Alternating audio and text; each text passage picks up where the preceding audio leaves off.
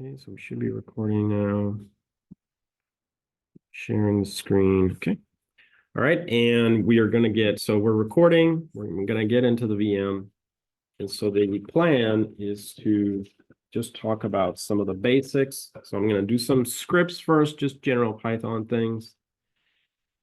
And we did the Hello World one, I believe, last week. So we'll pick up from there. Okay. By now you've practiced navigating through the file system, etc. So I'm going to go ahead. Okay, I'm going to navigate into the desktop. No. All right, then I have a folder, ITS 372 Spring 2024. I'll be using that.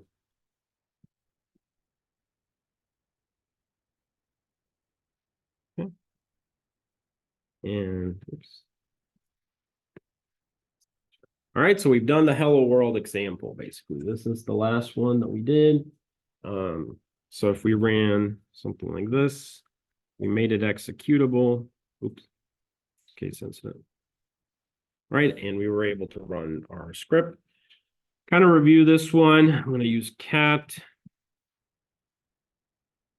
And you can see, of note, basically there's three things. To make it executable, we need to have the shebang. That's this line here. This basically, when you make a program executable, when you run it, it tells it what interpreter to use. So in this case, it uses Python 3, for instance. And this is the location where it can be found, a general description of that. Then we import this library OS. That's the power of Python, that there are so many libraries. So we're going to be importing many throughout the semester. They're going to get, a little bit more complicated, but they're very powerful. But it's, it's really easy, really. And then all we did here is we did a print hello, right? So it's the hello world example. So that's the basic approach. And today we're just going to continue playing with Python and basically getting information from the operating system. And also we're going to look at a function there are several ways that we can do this, but we're going to look at a function called subprocess, for instance, that should let us run Linux commands in our Python script. All right, and then we'll progress from there. So we have done. All right, so let's start with like the basics. So I'm gonna hit clear here. I use Nano usually to write these. So this is going to be called a sysargs script. So sysargs.py. Okay, and basically what this does, you've probably seen this a lot. People go on the terminal, they're running a script, and then they provide some parameters to it. Because it's variable inputs. So that's something we can do here. So I'm going to do import sys. In this case, this is another useful library module, sys, just like OS. And then I'm going to say a equal sys dot argv1. Okay. We could also say argv0. We'll see that in a minute. And so let's just do that. Let's just print A, okay? And let's just test the functionality of it, okay? So I'm going to hit Control X, Y, Enter. Now, to run this, remember, I already have Anaconda. You guys are using, you still haven't installed Anaconda. So you'll have to type Python 3. Oops, sorry. Not 4, but I just do Python 3. So if I do this and then I provide something here, let's say A, you can see it prints it back out. If I do, 24, that's the same. So basically it's a functionality to take arguments from the command line. So this is a common thing when you write scripts. You'll have variables. There's a few variables that can be tweaked, such as the file name, for instance. Let's say that you want to process a specific file. You can give it the name, and then something will happen to it.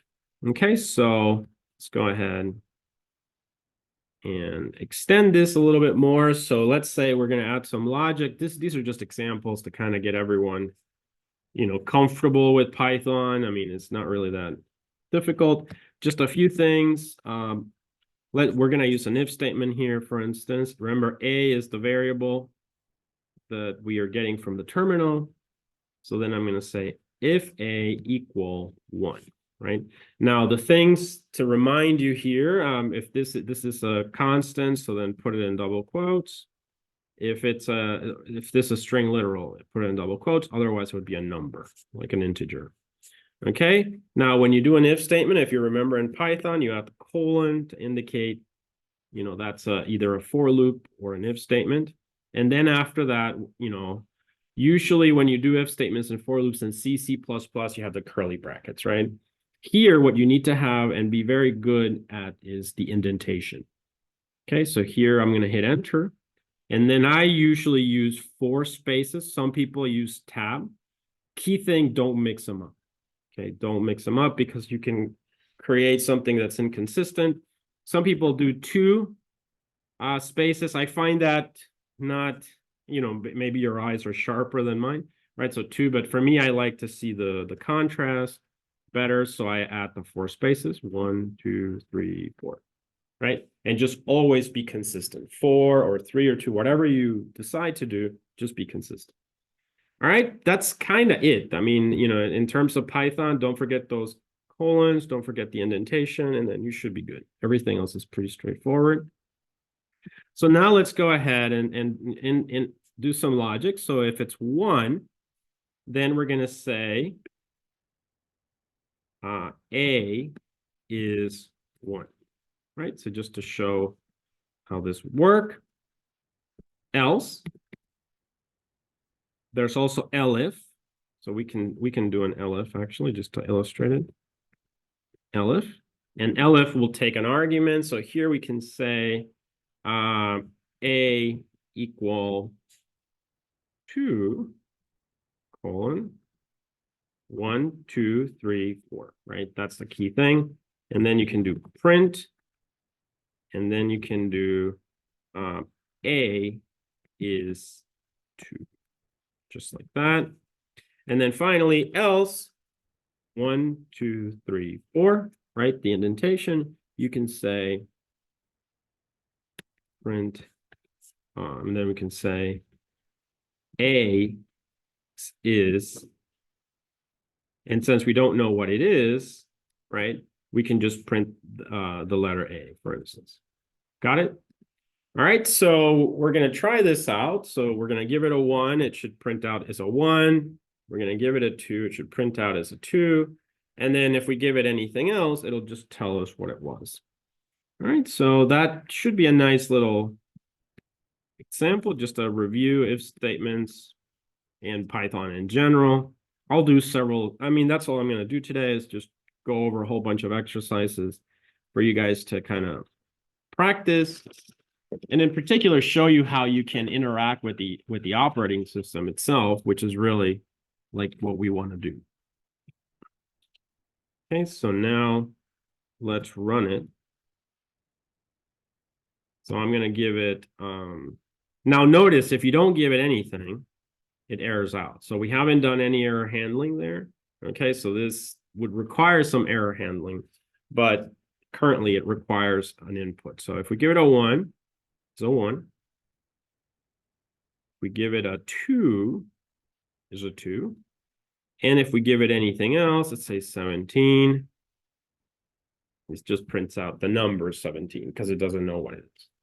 Any questions on this script? Pretty easy, right? Now, you don't have to turn these in as a homework. I mean, we're just doing these as exercise. But like I said, I will give you a set of 3 problems maybe for you guys to solve. Okay. All right, so let's do another one. So so here I want to interact with the etc passwd file. So what is, anyone know what the etc passwd file is in Linux? Are you familiar with that file? Nope. All right. Did it have passwords in it? Because it is past WD, I believe that's the great passwords. Maybe, right? So yeah, so good. So let's go ahead and look at it. I mean, this is an interesting, important concept in Linux itself. All right, so before we write the script, let's just go take a look at it. All right, so remember, we could navigate to etc, or we can basically just do something like this. etc, if you remember, this is the root directory. Then we have etc here, and then pass wd. And as you can see, it printed out a lot of things in there. That's actually, every line here is a user account, okay, in Linux. All right, so if we go to the very top, guess what you see there? Remember the root account, right? So this is important that you guys start to think about these things. So that's how Linux works, right? Everything, we'll see later on that everything is a file in Linux. For usernames and passwords, there are actually two files, the password file and what is called the shadow file. What the shadow file contains is the hashed passwords, right? So you won't be able to actually see the passwords, but you'll see the encrypted version of them. Then they're in the shadow file. That shadow file has more restrictions, okay, than the passwd file. We'll take a look at that in a sec. This file, passwd, is a little more accessible because there might be accounts or applications, etc., that need to look at this, right? And what is in here is basically the user ID. It's like, that's the ID. This symbol here indicates that, so all the entries in this row and all the rows are separated by colons. So you can see colon, colon, colon, and so on, right? So basically we have the root account. The next element here, X, notice that all of them have an X. That means that the password is encrypted and that is in the shadow file. That's what that's telling you. You could put a password there, by the way, but then what's the problem? It would not be encrypted, so that's bad. It's really bad. So, but here, this means that the passwords are hashed and in the shadow file. This here is the ID of root. So in this case, root has the 0 ID. Very powerful ID, of course. Then after that, you have the bin bash, which basically says that this is the shell. Shell is like a script that runs other scripts, right? So basically, whenever you log in, you are given this thing. It's like a keyboard, if you will, and then you can type. It's the terminal. You can think of it that way. All right. And sometimes this is a symbolic link to the actual, which could be CSH, dash, etc. And then these are the directories that are associated with root. So as you can see, there's a lot of accounts in here, right, for various things. System-wide, the first 1,000 numbers, IDs, are reserved for those kinds of things, system applications. If we scroll down to the bottom here, we should be able to see seed here, and there it is. You see that? That's your seed account, which is the account that you guys have used to log in. Notice it's got the information about the shadow file, and notice that you have an ID of 1,000. Okay, so that means that the seed account is ID 1,000. Again, you have home, seed, the folders, and it's associated with bin bash, which is the terminal, basically. Okay, any questions on this, guys? So accounts are here. So if you were a hacker, what's one thing that you would want to do? You would want to add an entry here. Okay, and you would probably want to add an entry with an ID of 0, although that may not work, but still, you may want to, you would want to add yourself into the system, right? And give yourself a password, because you're going to need to have a password. So that way, once you've added an entry in here, you'd be able to, log in, right? So this is one type of an attack that somebody might want to try to perform. Right, but there's safeguards, of course, controls to prevent something like that from happening. So now we are going to try to look at this file and its permissions. So I'm going to do passwd. So if I do that, if you notice, this is a nice, in the past, we've done ls-l. right? And when I do ls-l, we see the permissions of whatever is contained in that current working directory. However, I can also use ls-l to look at something somewhere else just by providing the path, the full path, and the name of the actual file. So in this case, I did that. And you can see that this file is actually owned by root, the system root, and only root and only root can modify this file, unless you sudo yourself, right? If you're seed, you can become elevate your privileges, basically. But this is basically then restricted. This file is restricted to only root and sudoers, or accounts in the sudoers group. So if we once again look at these permissions, we know that the owner, root, can read and write, but cannot execute because it's not an executable file. And everyone else, basically we can see that here, everyone else can read the file, but not modify the file. So that's useful because they can check certain things of it. Any questions? We can also do that for the shadow file. So I'm going to go ahead and try to do that here. Shadow. And we can see that there. We can see the contrast. So the shadow is where the passwords live. It's got read and write for root, right? But notice that for the rest of the world, there's nothing. Okay, so as a seed, I'm going to try to view this file.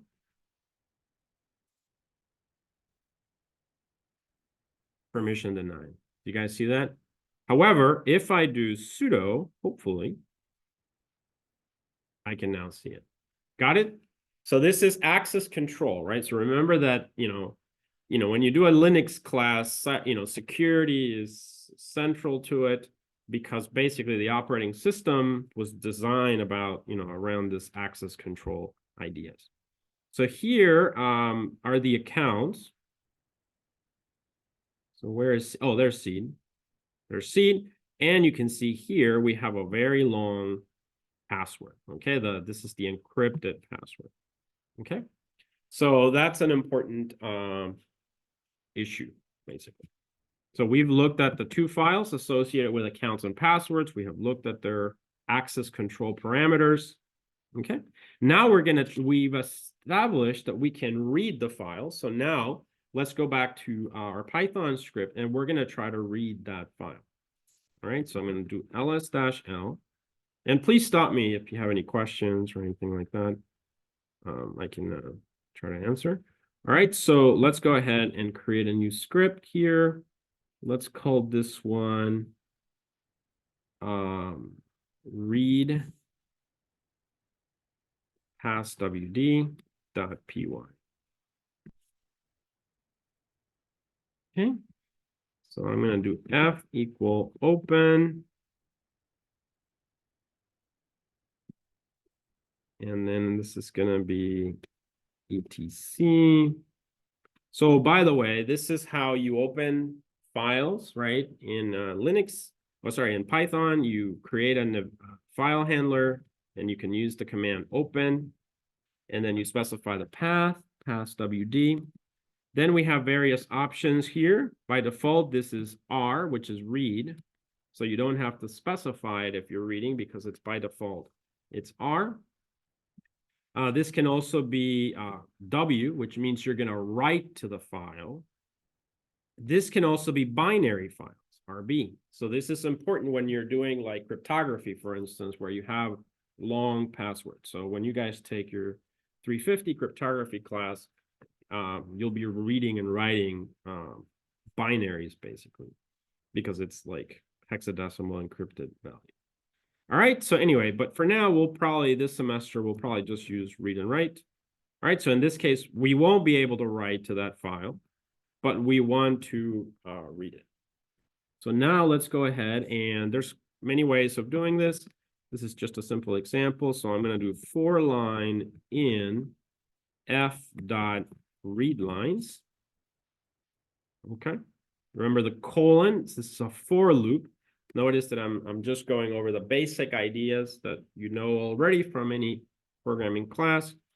Just showing you the syntax here. So then we are going to print out So I'm gonna do the indentation. 1, 2, 3, 4. And now I'm gonna do print line. Okay.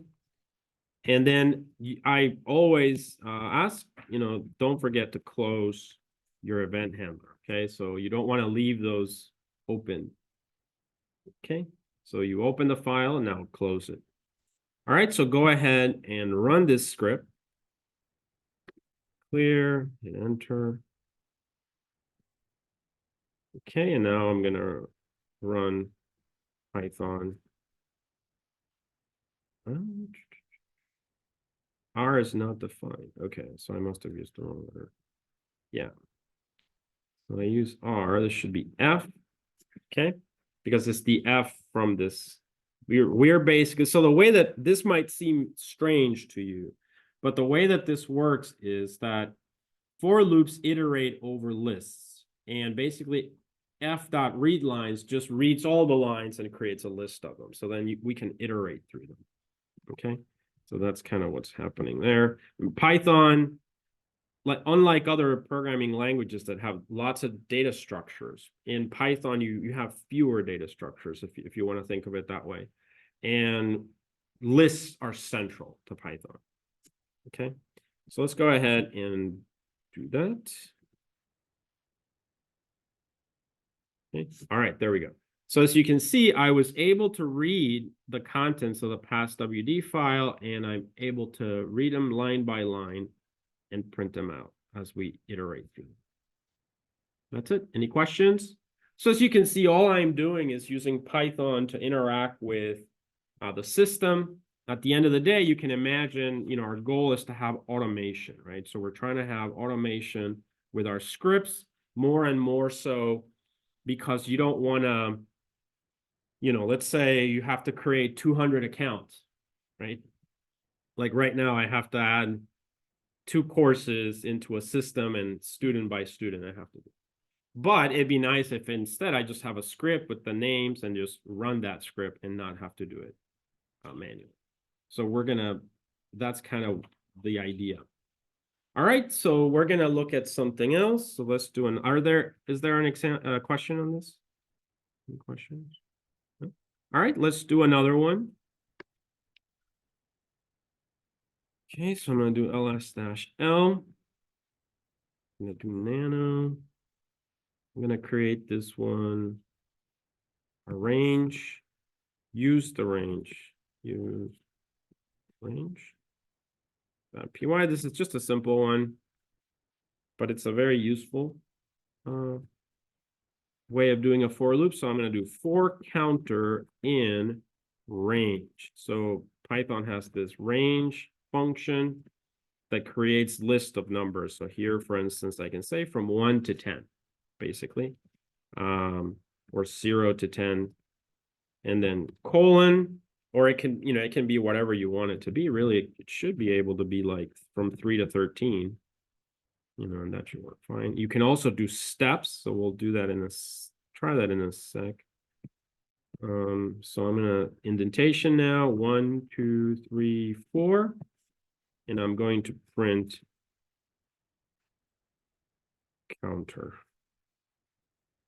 Okay, so we can run this one.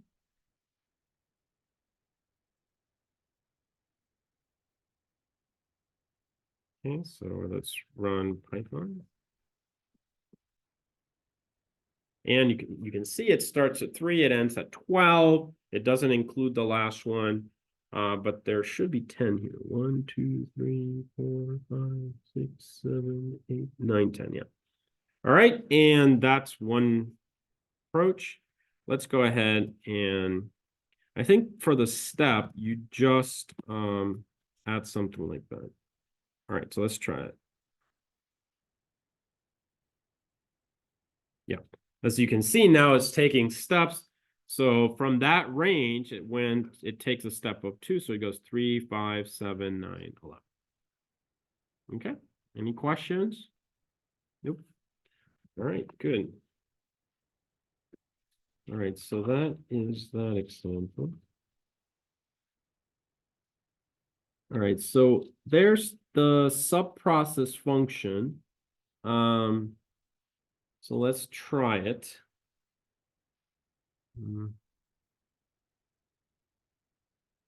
Okay, so I'm going to create a new one. Clear ls-l nano, and we're going to call this script run Linux commands .py. All right, so basically now I'm going to import a library. So I'm going to say import subprocess. This is one way of doing things. Subprocess, yeah. And then usually you can create a list of the commands. List of, let's call it list for command. Because you can do one command that has several arguments, but this is very nice how it works. So you can just put things in a list. So for instance, I could put, what is a normal command? ls and then comma -l, correct? Don't forget to put it in double quotes because otherwise you don't think it's a variable. All right, so ls and the flag, we put that in the command. So now I want to run subprocess. So I'm going to do subprocess.call. And then in here, I'm going to add my list. I'm going to send list for command. Okay. So if it works, we should be able to see all the files in here and their permissions. So I'm going to go ahead and hit Control X, Y, enter. And now I'm going to do Python. Okay. Did it work? Yeah, right. Exactly. So if we had typed ls-l, this is what we would get. Okay. Instead, we did it through the Python script. And basically, this is very handy. You'll probably have some homework assignments.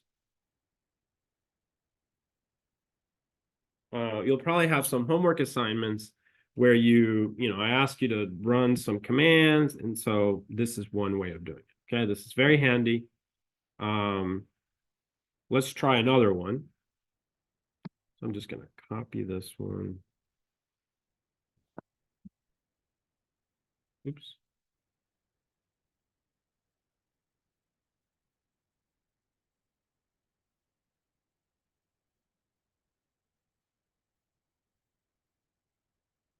We'll do L1, just something shorter. Okay, what's an example? Let's do cat, comma, etc as WD, right? So something we did before. Okay, so I'm going to change this to L1. Right, so let's see if it works.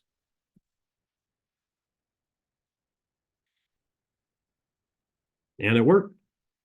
You see that? So you can, now what I'm trying to illustrate here is you have even more automation power, because before you knew how to type Linux commands on the terminal.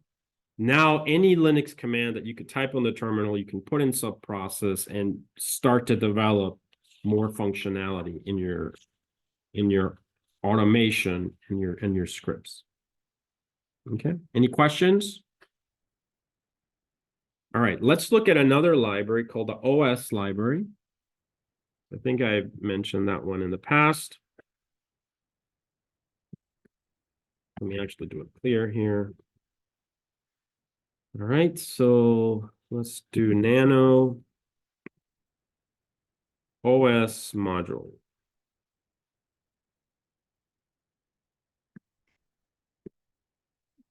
.py. Okay, so we're going to do import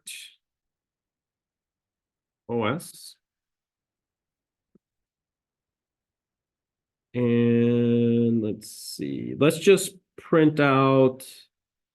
Let's see how this, what we can do with this. So I'm going to do OS dot list directory. So the OS module has a function called list dir. And then I need to provide a path to it. So I'm going to put in a variable called path, and I need to define which path I want. So let's do etc. Okay, remember in double quotes. All right, so I want to see list directory for etc. So I'm going to run that.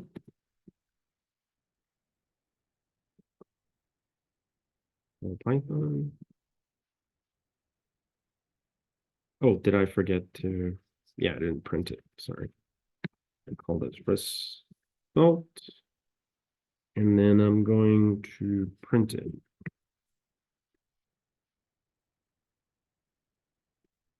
Okay. So that's the only thing. You're used to like typing things, right? And then getting a result. Here you have to kind of handle it. So good. Repeat. And there you go. So this is basically a list of everything that's contained in there. You can see there's a lot in there, right? These are the files and folders located in that etc file. Let's do another example. It's something a little bit simpler. Let's go back to the script. And instead, I'm going to do dot for current working directory. That should be this directory.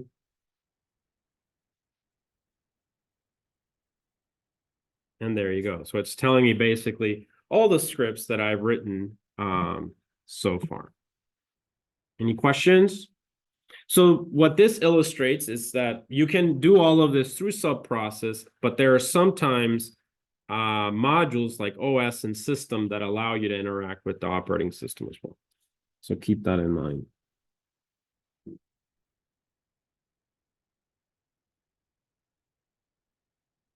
You can also do things like check if something is a file, for instance. Maybe at some point you'll get a question about like what are the permissions of a file.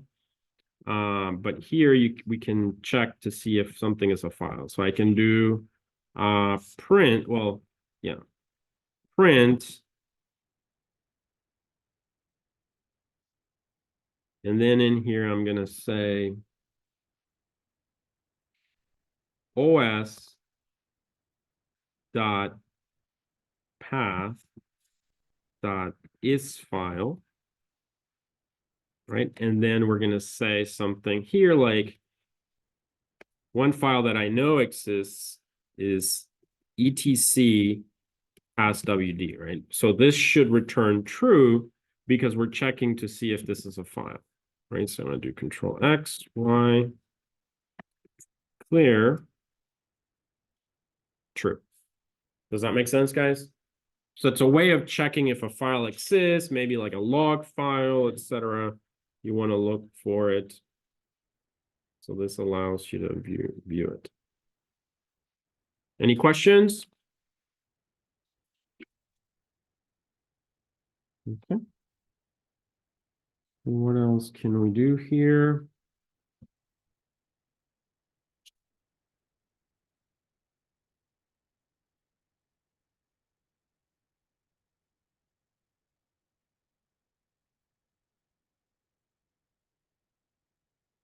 All right, so now we're going to try to collect some data from the system.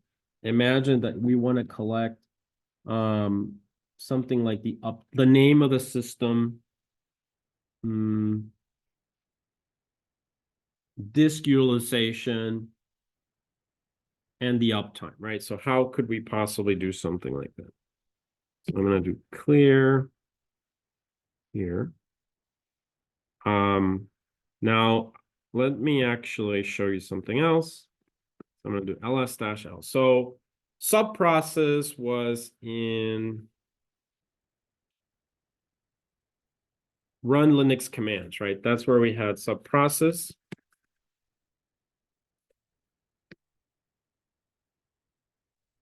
Right, subprocess is there. So I don't want to, let's say for whatever reason, I don't want to have to type everything up again. Instead, I'm going to create a copy. So in Linux, this is useful sometimes to create a copy of a file. So I'm going to do CP. That means copy. I tell it first which file I want to copy. So in this case, it's going to be run Linux commands. I'm going to tab it to autocomplete. And then I'm going to create a new script. I'm going to call it sys info collect. Okay, so collect information about the system. So basically, by doing this, I've copied it. I got no errors. I've got run Linux commands and sys info collect. If you look at both of them, they have the exact same size, 107, 107, which basically tells you they're a copy of each other. Okay. So this can be very useful. Now we're going to go ahead and start with sys info collect and modify it.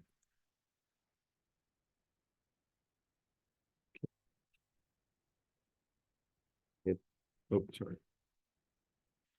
All right, so we're going to use subprocess. And then here we can change. So I want to do several things. I want to collect the name of the system. So that was what? We saw this command, by the way, last week, and you guys did this for your homework. So we can do uname, and then the flag could be something like -a. Okay, so let's run that one.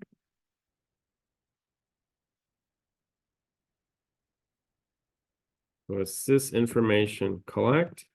We can do Python.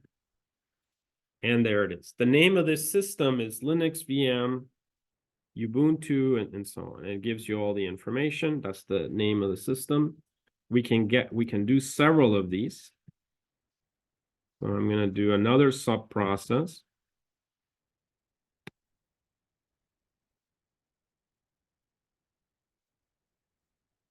Dot call.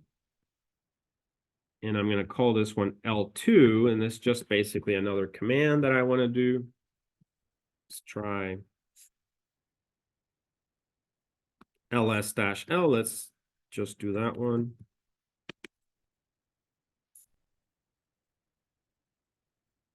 -l. Okay, so now we have L1, L2. Let's run both. There. And as you can see, now it gives me both the uname and also the directory listing.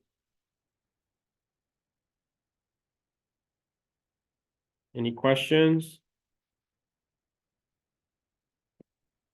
All right, so let's collect. So now give you an exercise. Take like 2 minutes. You try it. Give me the disk space utilization. You know this command already. Try to implement it. And once you have and it works, just let me know how you did it.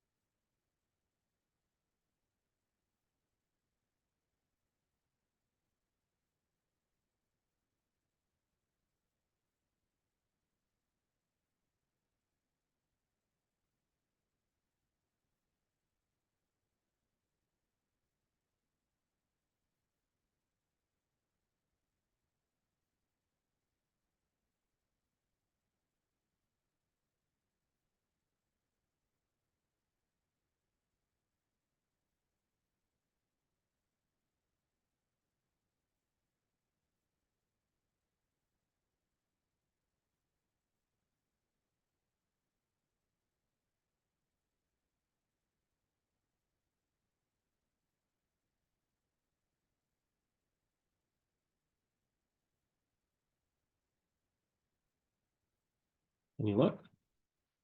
Yeah, How did you do it?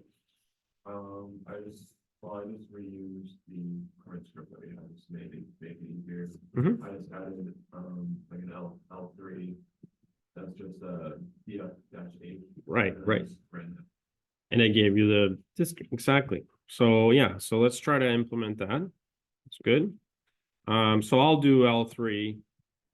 So L3 equal, and then DF, comma, dash H, right? So then we can do subprocess call. Call 3. Okay. And so now I'm going to go ahead and save it. Run it. And there you go. So now, basically, you're writing a nice little script, gave you the name of the system, gave you the files, right, that you have in that current working directory. And now you even have statistics about the system, nicely formatted, right? So you're starting to get a lot of things, and you can start to actually capture this data, right? And you can start to look at specific parameters of it, right? So that's the power of Linux. So you're trying to automate everything, okay? And so really you could do this for like a ton of information. Now, there are protocols that do this kind of thing of collecting information. And one of them is the classic SNMP, right? It's a simple network management protocol. Maybe you guys studied it in one of your networking classes. And that's something that has existed for a while. And it's highly focused on just collecting everything about a computer and basically gives all the statistics. But this is more of a manual way of doing things as well. Okay. All right. So yeah, so that's the basic pipeline. Just collecting the scripts, and then we can try to process them. All right. So we're going to try to do a few other things here.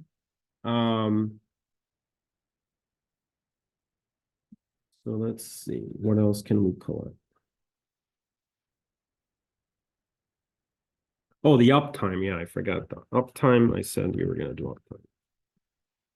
Okay, so here, the uptime. That's L4. Subprocess dot call L4. Okay, so now I'm going to run it. And we have the uptime, basically. So I think you guys get the idea, right? So this system has been up for 44 minutes. And so that hopefully shows you how you can get information from the system.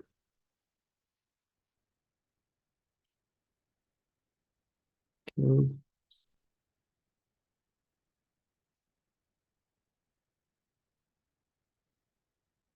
All right, so we're going to just move on then. So I have a few other examples here. Now we're going to do something a little bit more.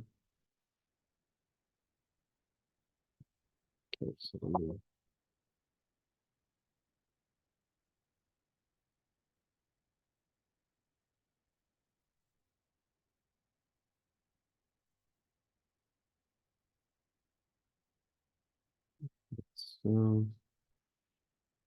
we are going to...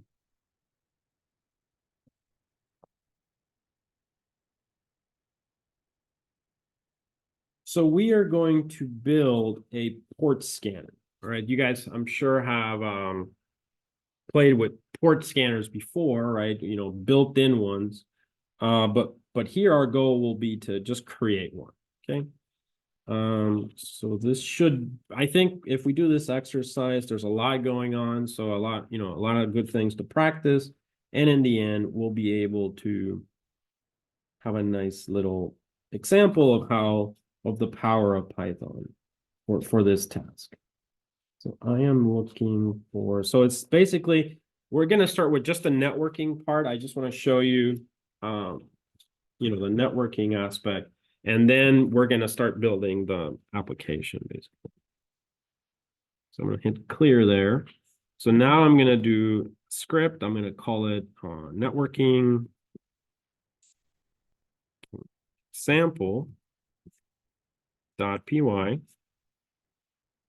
Okay, so there is a library in Python called the socket library, which you guys, sockets are usually what? Like it's been defined for you guys as the pair of what? The IP and the port number, probably, right?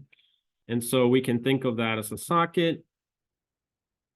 So let's see if we can get this to work. So I am going to send a packet and try to receive a packet using this. There's a lot of ways of doing this. There's another library called Scapy, which is really powerful. We'll look at that later on. This is simpler, but should work for our goal. So let's see. S is, I'm going to create a variable S, which is going to be socket from socket dot socket. Okay. And then we're going to use S to connect.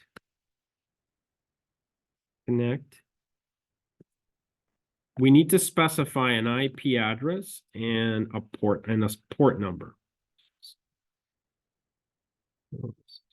That.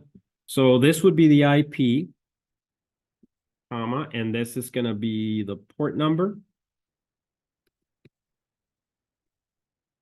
We'll need to define these, of course, so we can do that. IP equals.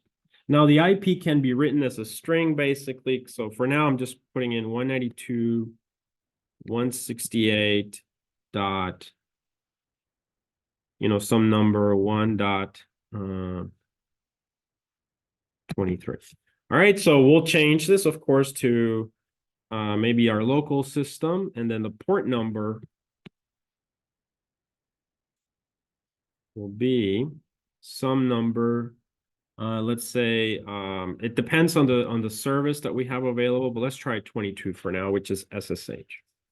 Okay, so we would basically try to use sconnect to send a packet there, and then we want to receive that packet. So we're going to create a variable called answer, and then S, it's kind of like listening through this socket, and so we're going to do receive. So it just, it goes and comes back to the same port number. So in here we specify the size, which is I think 1024 for the number of bytes sent. All right, and then we want to print the answer, whatever it was. In the past, this has sent basically like if SSH, it gives us like the name of the application running. Okay. All right, so that's basically what we want. Now, before we run it, I need to check. So I need to look at my operating system, right? So that's going to be,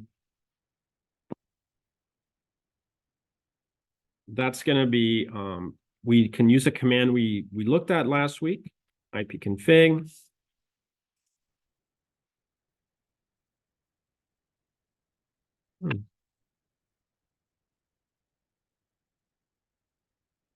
Oh, if config, right? I guess I'm thinking in terms of Windows there. Okay, so if config, so this should be our interface, and it tells us that our IP is 10.0.24. Okay, so I'm going to ping 10.0.2.4. Okay, I can ping it. This is basically my machine, so I have network connectivity, so that's really great. So now I want to see what services are available on this system. All right, so I have a command that I really like to use for this, and it goes something like this: netstat -na pipe rep TCP. That's a that's a nice looking command, right? Actually, it turns out it's two commands. And what I'm doing is I'm running this command netstat, right? And then I'm running this functionality called pipe, which is this little straight line. So the pipe allows me to take the output of one command and redirect it into the next one. So this is like programming, but on the terminal, right? So I run this command, I'm going to get some output. I'm piping it here into this other command, and then grep is just going to grab whatever the output of netstat is, and it's going to look in there for a match to the word TCP. So grep is like a search kind of a tool. We'll look at grep and awk later in the semester, but this is kind of nice, right? So for instance, I'll give you the example. If I just do netstat-NA, I get all of that. And that's very difficult for me to read. I have to go through a lot of it, a lot of the details, not fun. So instead, I'm going to do netstat-NA, but then I'm going to pipe. Oh, I guess I never hit enter. Then I'm going to pipe it. And then of all that, I just want to see, so that's grep and something that matches TCP. Got it? All right. So why TCP? Because those are usually the services, right, that we want to look at. So I do this, and now it's much simpler to look at, and it tells me what services are on. So you guys should also do this. Do you see port 22 open? Yeah, all right, perfect. So that means you probably have that service running. Maybe port 80 is also open. You can see it over here. So it's listening. So we should be able then to scan that port on our system, okay? Because the problem is if it's closed, then, we're not going to get any output. It's a way to know that it's closed, but we want to see something, right? So 10.0.2.4. All right, so I'm going to go ahead to my script.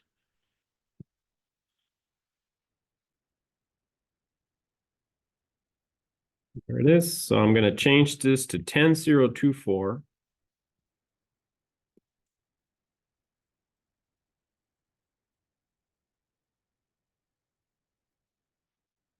Okay, and port 22 should be fine. So now, hopefully this will work.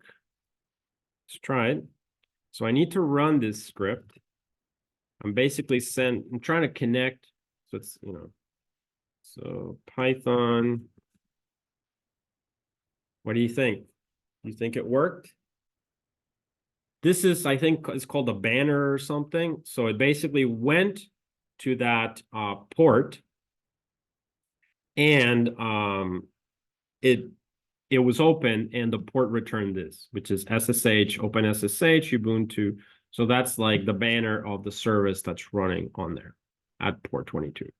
So yeah, so this is kind of the powerful tool that we're going to use, and the rest is just we're going to develop a port scanner, and this will allow us to play with a few additional constructs in Python, which I think should be enough as a review type of an exercise. Okay. So let's go ahead and what do we need for a port scanner? We need to have a list of port numbers, a list of IPs, right? And then we're going to need like a for loop that goes through them to port scan some services. Keep in mind, you are sending out packets. Don't do like an infinite for loop, especially to some IP address that's either in the university or company or something. Right? You can do this at home, all right, or on your VM environment. Okay, so let's go ahead and think about this, right? The logic is we're going to need now a list of, oh yeah, please. Oh, I'm sorry.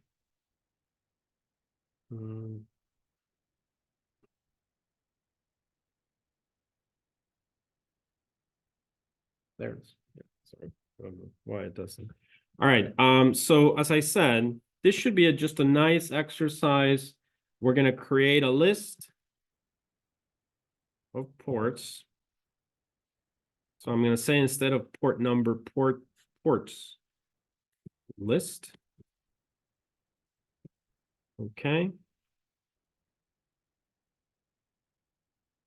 And I'm just going to put a few ports common ones, port 22, port 80. I don't remember what other ports were open with netstat. I guess we can check again. So I'm going to do netstat, my command, bash NA, grab TCP. Port 23 is open for me, so I'm going to try that one. And just those three. Okay.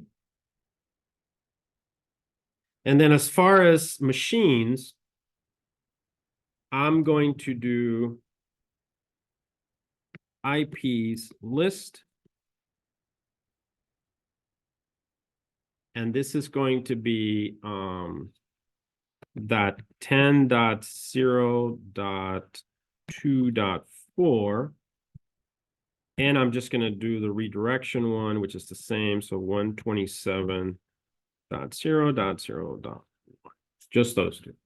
All right. And basically, I'm going to do, try to create this port scanning tool as best as I can.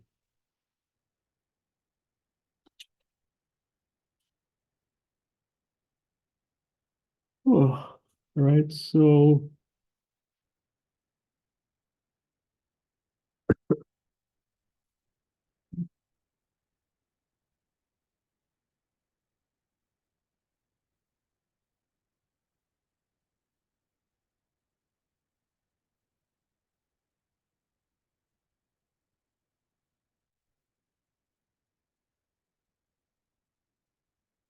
now we're going to have probably errors because what happens when a port is not available, right? So that's going to be one thing that we have to handle. Yeah, here we go. So let's do, all right, so I'm going to comment out this. I'm going to comment out the.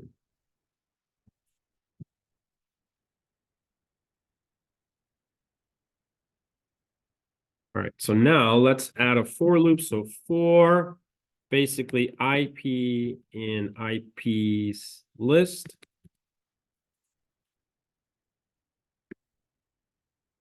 Colon. 1, 2, 3, 4, right? That's the indentation. And then you're going to do for port in ports list. Right? And that way we'll be able to get all the combinations of IPs and port numbers. So then 1, 2, 3, 4, 1, 2, 3, 4. Now what we have to think about is, change the socket basically. So it should work just by doing sconnect. And then here we're just going to, add this, the current IP and the current port. Make sense? Now, as I said, when something is closed, let's see what happens. If we get an error, we're going to have to deal with that. Okay? So we've got the IP, the port. Then after that, remember, we wanted to get an answer. We're going to say s.receive. We're going to receive 1024 bytes. Okay, and then we would want to at least print that, right? So we're going to do print. So that's a port scanner, right? If we don't get any errors, like I think if all the ports were open, we would not get an error, I believe. And I think actually these ports were open. So this may work. Let's try it. And you guys can go ahead and try it too. All right, so let's run it. Clear.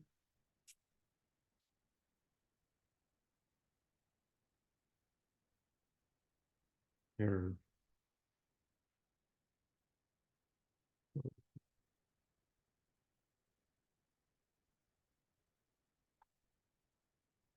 Okay, so I think because I'm iterating, I need to clear the socket every time. So that means I need to do this S connect also. S socket. Let me try that. S equal socket dot socket like that. So basically it said something about the connection being already in use. So I'm hoping this will basically kill that connection and reset it. So socket dot socket, and it's got to be S. So S equals socket dot socket. Just like that. All right, let's try it again. Okay, so that worked. It print the SSH. What I don't get is why it's stuck there.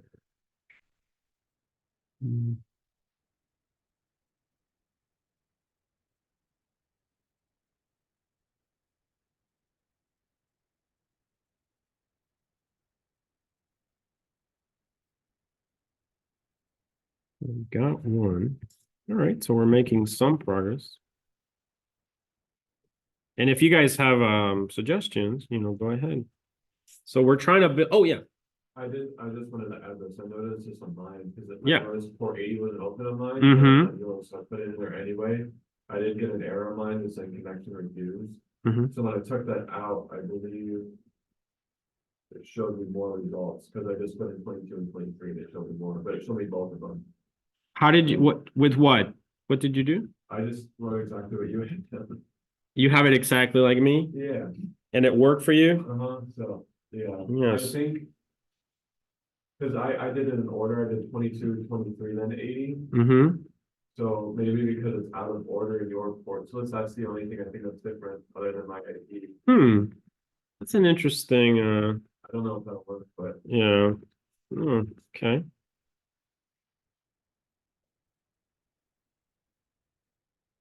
Yeah, well, this is probably it got some hexadecimal data there, right? There's nothing there. It's just an empty buffer is what I think it's probably reading there. But I'm getting S. So you were able to read SSH and what else? actually, no, the other one is SSH as well. I have two. Right? What was port? It's probably because you did 127 and then you did Oh, this the right. same Yeah. machine, right? So you're Yeah, getting so- two SSH. Yeah. That makes sense. I'm not getting. So how many are you guys getting in this listing? What's the consensus? Like, are some of you getting all of it or? So this is what we want to get to work.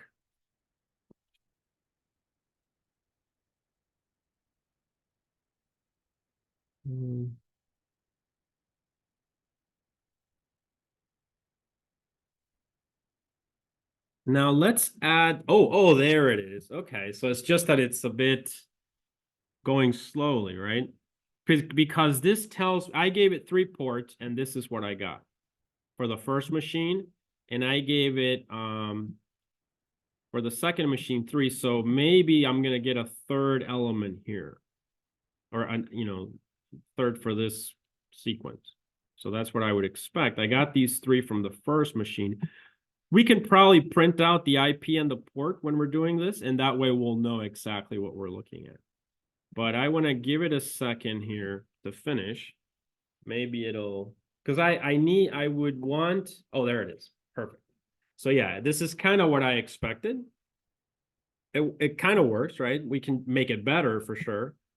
But we gave it 2 IPs and we gave it 3 port numbers. And for whatever reason, only SSH has a banner. The other ones don't. Seems like. Everyone with me, guys? Any questions? Everyone with me? All right, so how can we make this better, right? So let's go back to the script. I am going to print the IP. Then I'm going to print the port number. And that way, that'll give me more information. So I'm going to say IP port. And then the results, put a comma there. Yeah, so I have my 2 IPs. It's the same machine, basically. with these 3 port numbers, which I believe were open. So let me do this, Control X. So I'm going to do netstat again.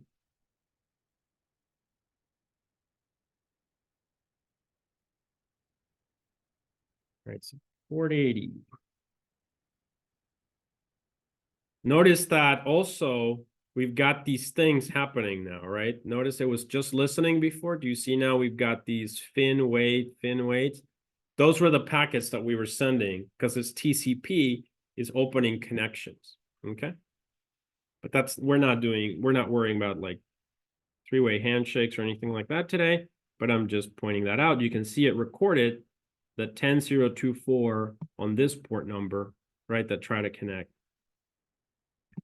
Now, let's try sudo service Apache to start. Let's try that.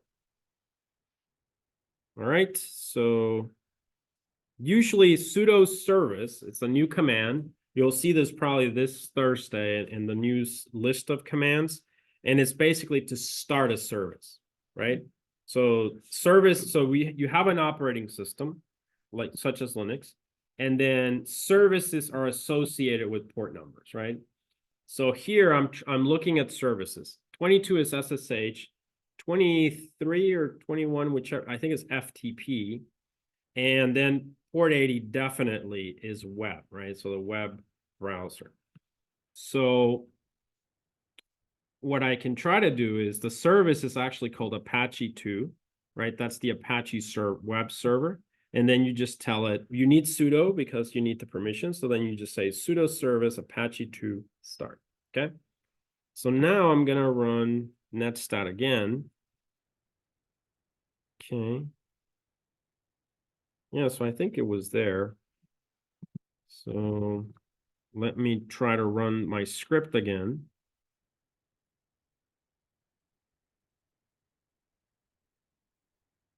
Okay, so it's giving me now the IP, the port number. It's trying to scan port 80. So that's where it's kind of getting stuck. Let's give it a minute.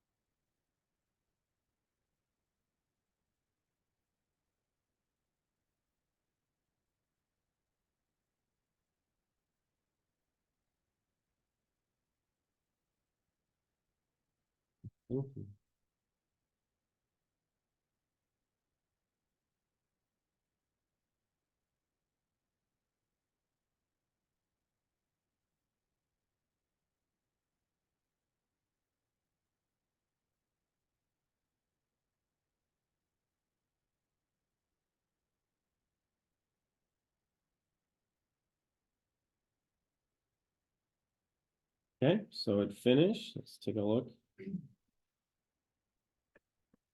And still, okay, so it's still doing this. But at least we know port 80 does not have anything. Now, it could be a security thing.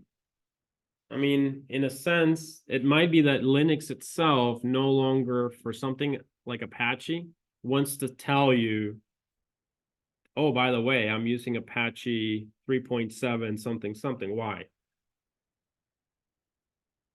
Because what if it has a known bug or something, right? Then people can try to hack it. You see, that's it could be a security system or a security feature. So anyway, this is, I mean, we're not building the greatest port scanner, right? We're just going through some logic, using a little bit of networking with socket, just to kind of illustrate what we can do. Any questions on this one? I mean, this is as far as I think we need to take it. We don't have to, I mean, obviously we can keep adding code to this, but I don't think it's necessary.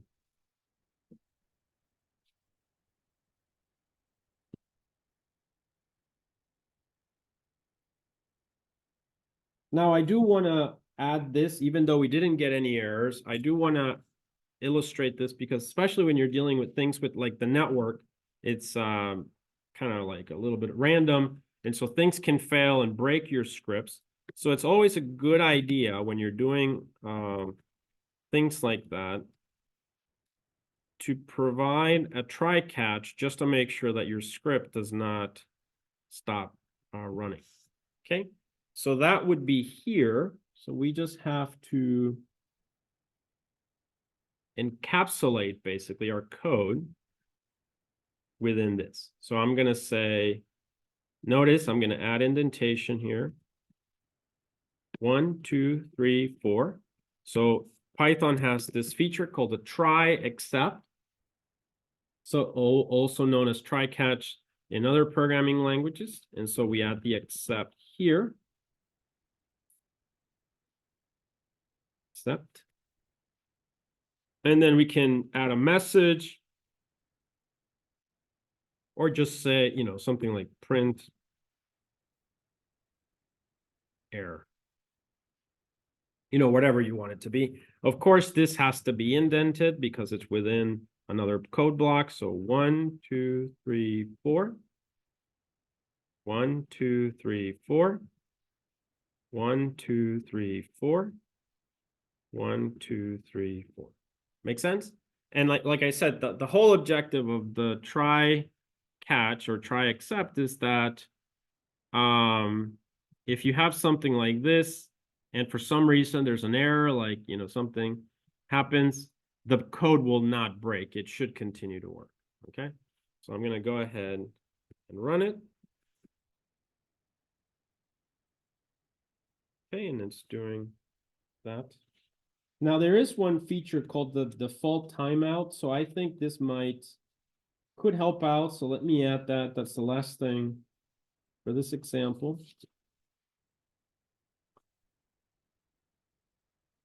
Let's let it finish.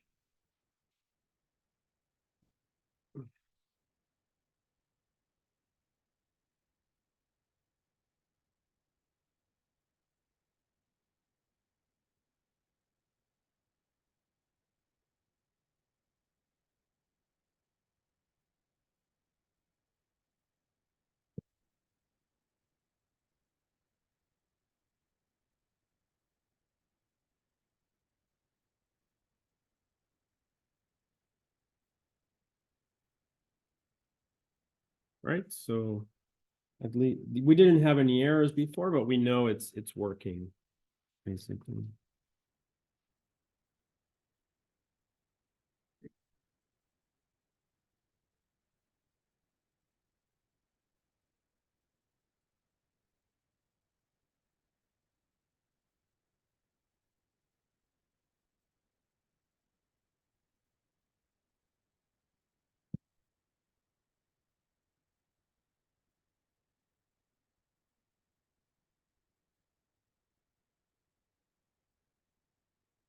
So should finish in a sec, and then I just want to add a default timeout.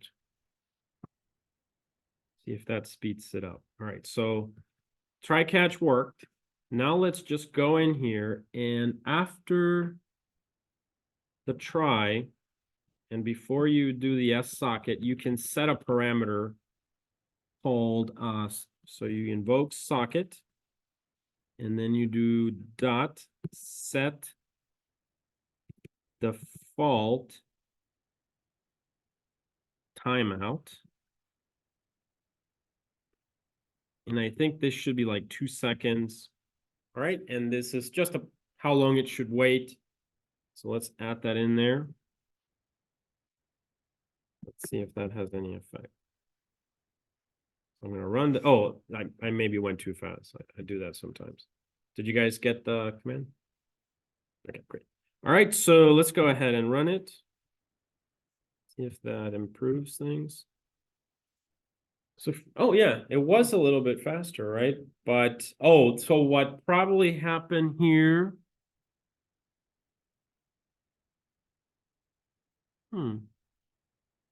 So the try catch gave us an error when I set the default to 2. Maybe it just didn't get anything, right? Because 2 is too short. Let's give it more time.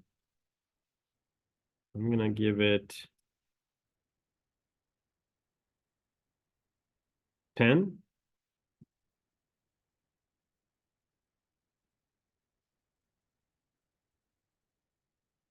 Okay, see, it's now waiting. Not sure why the port 80 takes so long. Give an error again.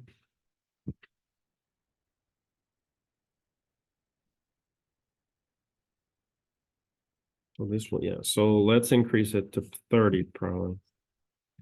So that didn't really help. I think this should be enough.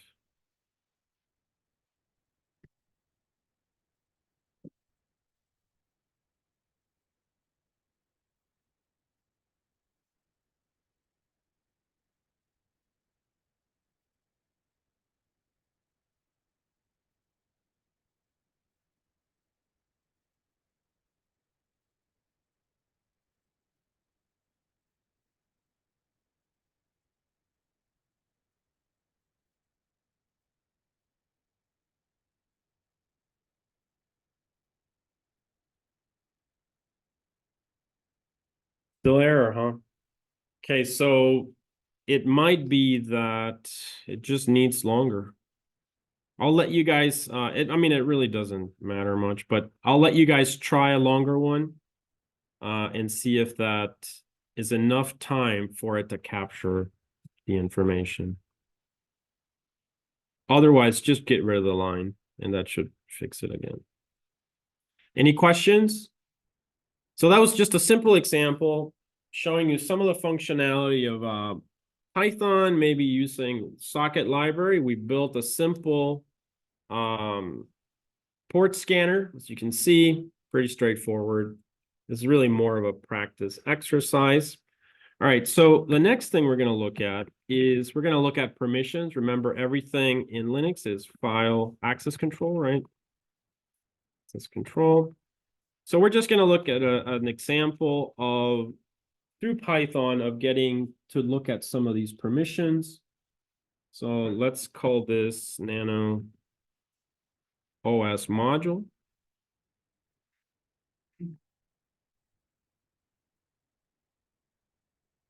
Module.py.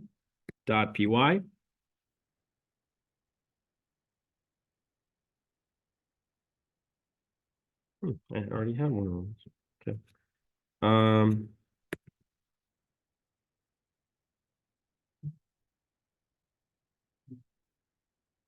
Let's do read permissions. Read permissions. We don't have read permissions.py. How about that? Okay, great.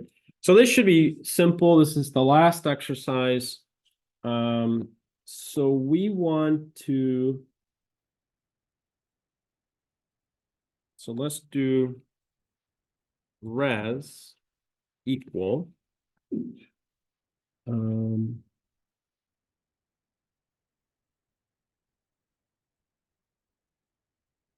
OS dot, we'll have to import OS. Okay. OS dot access. So basically, we're trying to check the file permissions of some file. So we're going to need a file. So we're going to do file name equal, and then we need some file. So probably the same file, read permissions .py. So we're going to plug this one in here, file name, comma, and then we're going to say os.ROK. So what this should do is it's going to tell us something about the read permissions of this file, right? Okay, so let's print the result. Press. Oops. Okay, so let's try it.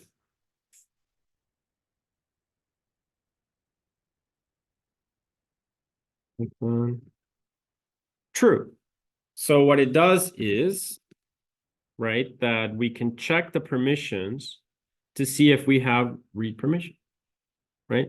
So if we wanted to do write, then we would probably do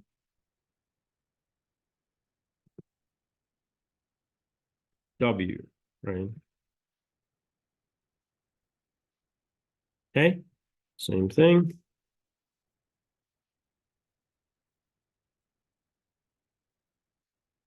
True. Now let's think of a file that we wouldn't have write permission, right? So shadow probably, right? So does that make sense? So let's go there. So now we need to put the full path of shadow. Do you guys remember the full path of the shadow file? Yes. Is it etc then shadow? Yes, very good. You know, this is, you know, it's the file system. You want to become comfortable with it. All right, so let's go ahead. So this should return false. Well, there we go. See, so this is a nice way in your scripts. You can check for file permissions. Again, so the whole, you know, hopefully this illustrates basically one of the main things in this course, right? So we're looking at Linux commands and how to manage, but we will always do like a Python script where we try to interact with the operating system. And automation is important. Later on, you'll see that there's even more. We can use something called cron, which is a scheduling facility of Linux. And cron, we can tell it when we want it to run scripts. And so cron will actually run Python or Bash scripts to perform operations, maybe at 2 a.m., you know, et cetera, do data backups and things like that. All right, so yeah, that's a good good exercise. Let me see if I've missed anything.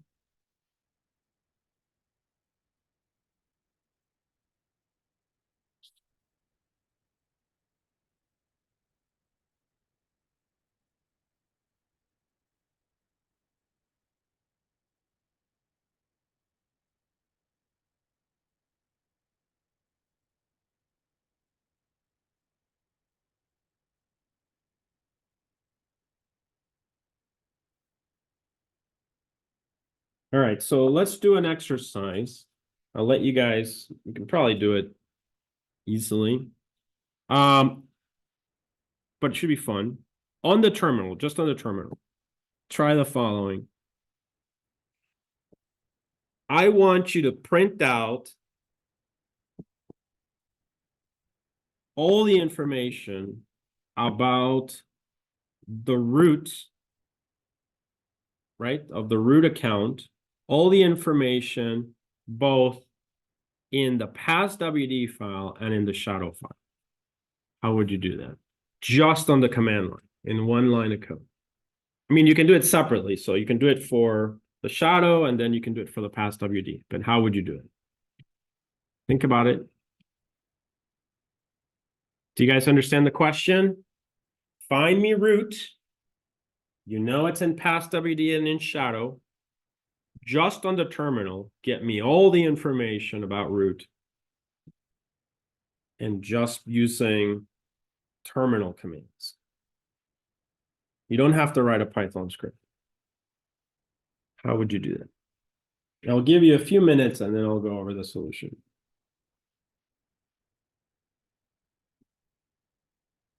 And you can ask questions if you have them.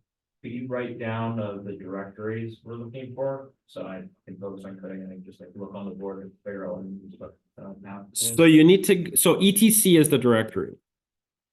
etc, right? So that's where both the shadow file and the passwd, so it's called shadow is one and passwd is the other. Those are two files, both in the etc. So just print out on the terminal all the information about root in those two files. Just using your knowledge of Linux commands and everything else we've done. You could, of course, write a Python script, but just do it on the terminal. It's fine. And when you have it, you can raise your hand. Oh, yeah, go ahead. So at least for the past WD one, I just did cat and then ETC. And then, past WD, then the pipe, and then, like the grep, Mm-hmm. and then root. Perfect. Nice job. Then I had to basically do the same thing for shadow, but put pseudo in front of it, since I got permission denied.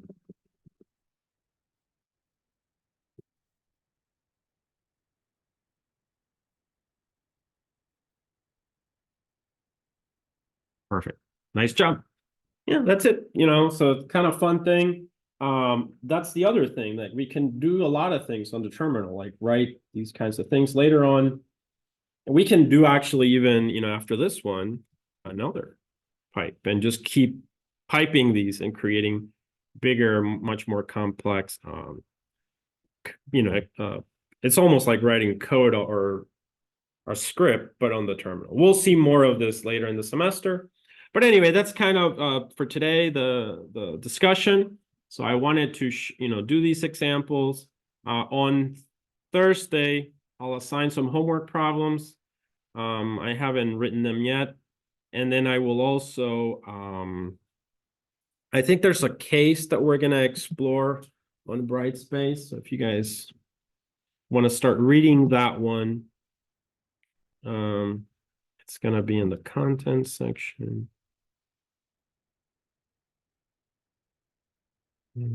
Yeah, here. So this is just background on Python. You can take a look at it. You don't have, you just read it. It's basically a list of a lot of functions and things. And then the case, I think, is here. So every now and then I like to do these cases. But I'll do this on Thursday. So we'll go over this kind of like the port scanner that we built today, but a little bit more complex. So it's a story about how it's called a cuckoo's egg. It's a story about how a system administrator figured out how somebody was stealing information from the computers. And so we're going to take a look at this problem. It's about Linux and stuff. And then we're going to build a Python script to kind of deal with it. Okay. All right, so read through it if you'd like. You can, if you want to start writing this or solving it, go ahead, have fun with it. But I will address it on Thursday, okay? It's more of a in class. And then, like I said, I'll give you some problems, okay? All right, so I'll stop the video here.